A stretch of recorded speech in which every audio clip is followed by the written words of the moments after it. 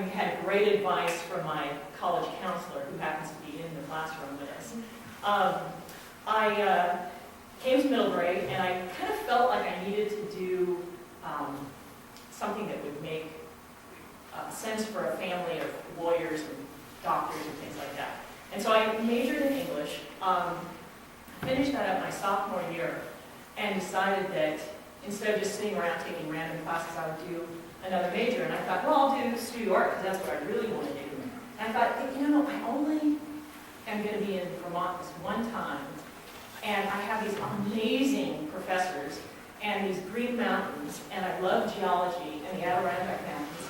And so I did geology as my second major. And a lot of art history and painting. Jim Butler was one of my professors here. Love him to pieces. So anyways, had a great time.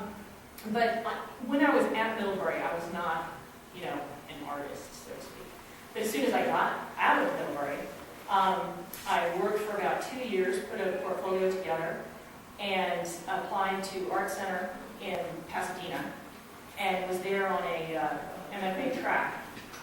And got about halfway finished, and got pregnant with my daughter, and that kind of derailed me. And so that was my first derailment, and then my son was my second derailment, and I actually only have 2 kids.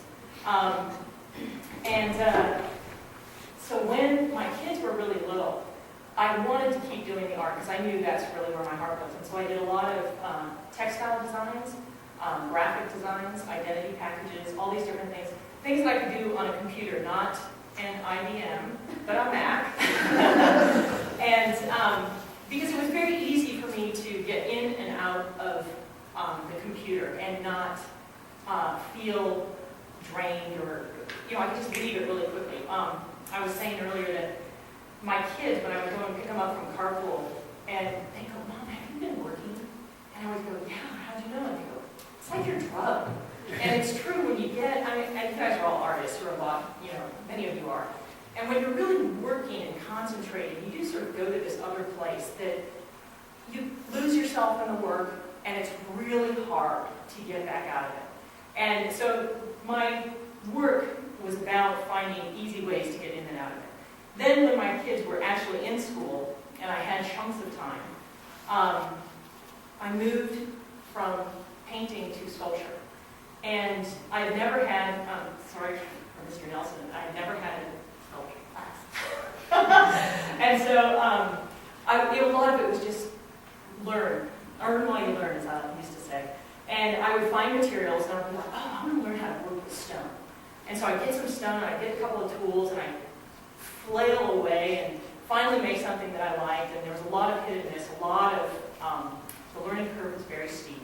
And I would just keep trying new things, wood, stone, bronze, anything I could get my hands on, different materials, and they would just sort of lead themselves along whatever way I was going to different ideas. They would solve different problems for me.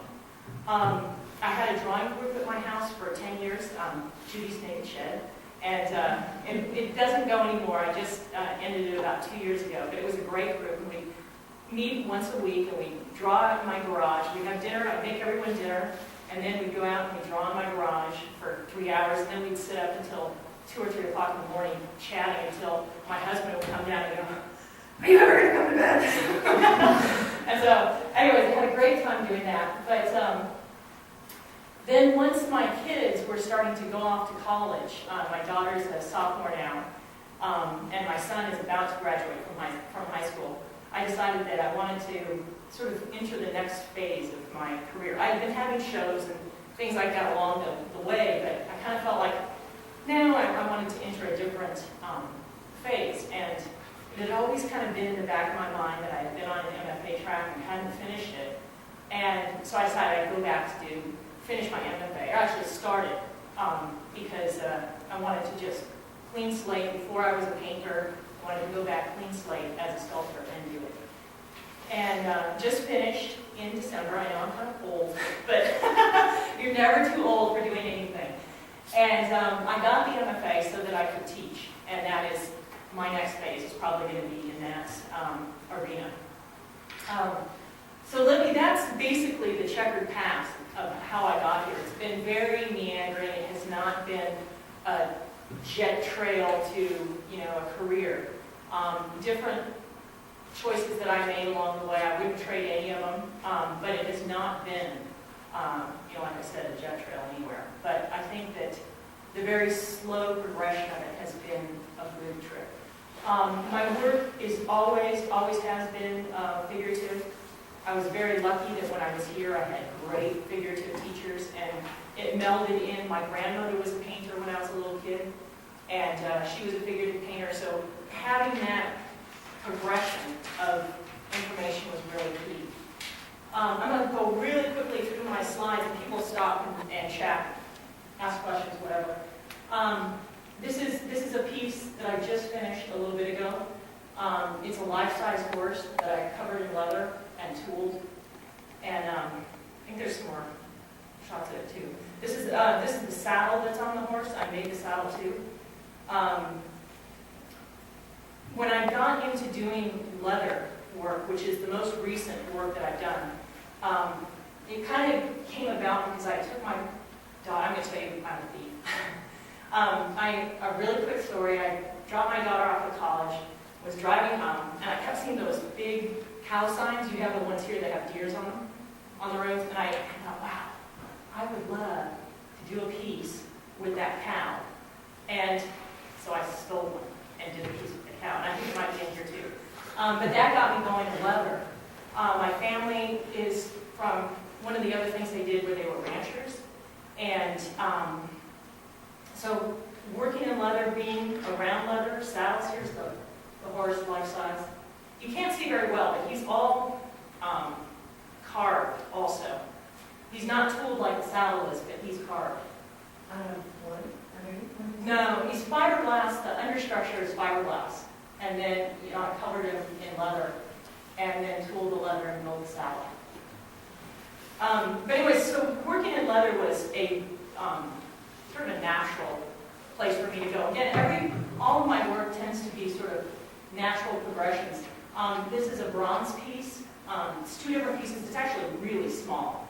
And they're bookends. This one was one a lot of my work deals with movement, and when you set these up, the one woman has her arms kind of leans against the books, and then the other woman, her back is against the books. And so you get this feeling of movement. The name of the piece is plangere, which is to wail or to moan in Latin.